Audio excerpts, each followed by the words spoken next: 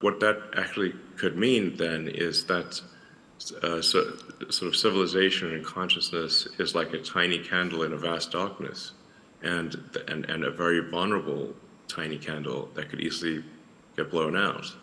And I think we should therefore take great care with what may very well be this tiny candle in a vast darkness, and make sure that it does not go out, and that we extend the light of consciousness beyond Earth, and do everything we can to ensure that the light of consciousness does not go out. As a keynote speaker at the World Government Summit, billionaire entrepreneur Elon Musk was candid about his thoughts on the direction of the world. As the world gets smaller through communication, technology, and digital currency, the concept of a one-world government has been speculated and conspired about for quite some time, with most people believing that Klaus Schwab and the World Economic Forum is one of the players behind the agenda. Elon gave his candid thoughts in which he reiterated that he is concerned about any one-world government. Elon also shared his concerns with the double-edged sword of AI, in particular, ChatGPT. ChatGPT has taken the world by storm since its release to the public in late 2022, but Elon believes AI can be one of the biggest threats to human civilization. Let's listen to what Elon has to say. I think we should be maybe a little bit concerned about actually becoming too much of a single world government. If I may say, that we want to avoid creating a civilizational risk by having, frankly, this may sound a little odd, too much cooperation between governments. If you look at, say, at history and the rise and fall of civilizations, that really all throughout history, civilizations have risen and fallen, but it hasn't meant the doom of humanity as a whole, because there've been all these separate civilizations that were separated by great distances. And so, say like while Rome was falling, Islam was rising, and so you had like the sort of caliphate doing incredibly well while Rome was doing terribly. And that actually ended up being a source of preservation of knowledge and many scientific advancements. And so, I think we want to be a little bit cautious about being too much of a single civilization, because if we are too much of a single civilization, then if the whole thing may collapse.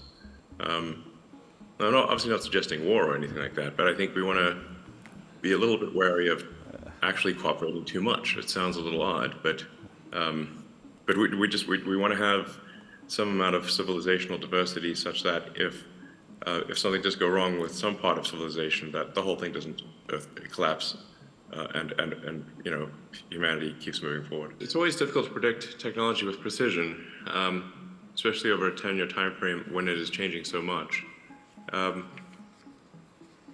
There's obviously the transition to sustainable energy with solar, wind, batteries, and electric vehicles, and that is, if you look at the percentage growth of that is a very high percentage growth.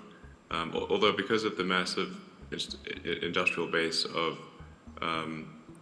the current sort of fossil fuel economy, even if for example, if electric cars were 100% of production immediately, it would take 20 years to replace the fleet.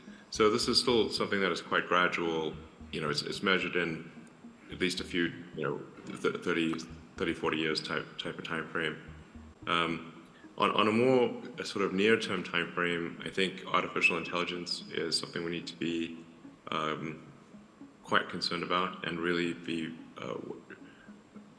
attentive to the safety of AI.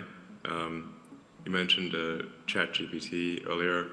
I played a significant role in the creation of OpenAI. Essentially, at the time, I was concerned that Google was not paying enough attention to AI safety, and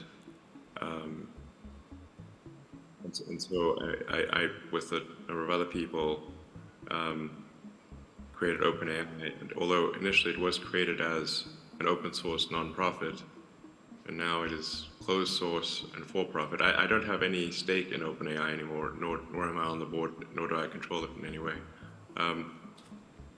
but the ChatGPT, I think, has illustrated to people just how advanced AI has become.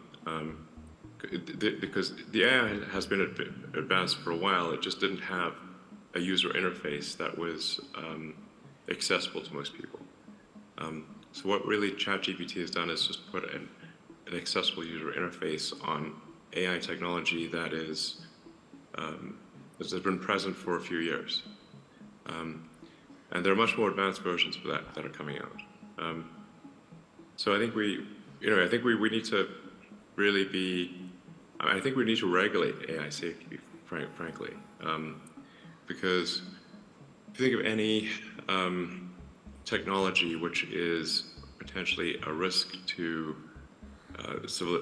to people, like if it's aircraft or cars or medicine, we have regulatory bodies that oversee the public safety of cars and planes and medicine, and I think we should have a similar sort of regulatory oversight for artificial intelligence, because it is, I think, actually a bigger risk to society than cars or planes or medicine. And this may slow down AI a little bit, but I think that might also be a good thing. Now the challenge here is that government regulatory authorities tend to be set up in reaction to something bad that happened. So if you look at, say, aircraft or cars, the cars were unregulated at the beginning, aircraft were unregulated, but they had lots of airplane crashes, and in some cases manufacturers that were cutting corners, and a lot of people were dying. So the public was not happy about that, and so they established a regulatory authority to improve safety. And now commercial airliners are extremely safe. In fact, they're safer than if you were to drive somewhere. The safety per mile of a commercial airliner is better than a car. And cars are also extremely safe compared to where they used to be. But if you look at, say, the introduction of seatbelts, the auto industry fought the introduction of seatbelts as a safety measure for, I think, 10 or 15 years, before finally the regulators made them put seatbelts in cars, and that greatly improved the safety of cars. And then airbags were another big improvement in safety. So my concern is that with AI, if there's something bad, if something goes wrong, the reaction might be too slow from a regulatory standpoint. If I say, like, what are the biggest risks to the future of civilization? It's AI, but AI is a double. It's both positive and negative. It has great promise, great capability, but it also, with that comes great danger. I mean, you look at, say, nuclear. Just discovery of sort of nuclear physics. You had nuclear power generation, but also nuclear bombs. So anyway, I think we should be quite concerned about it, and we should have some regulation of what is, if fundamentally, a risk to the public.